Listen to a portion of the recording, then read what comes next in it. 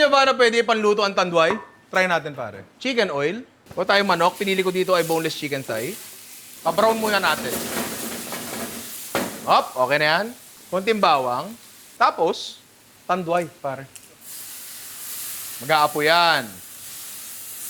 Yan. Hintayin nyo na mawala yung apoy. Tapos, pa-reduce natin ng konti hanggang medyo maglapot-lapot. Lagyan natin ng konting honey. Tayo na sa... Dilim. And then what? Patingin ng picture mong maitim, leche. Yan ang sinasabi ko. Di ba?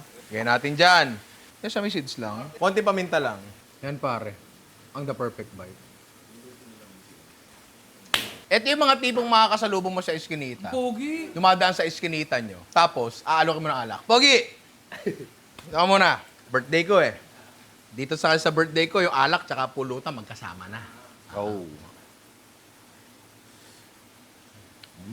Simple lang. Diba? Manamis-namis. Diba? Sarap? Pop. Mainit. Oo. Okay, umupo ka muna doon. Magpalamig ka muna ng ulo. Pare, try nyo to.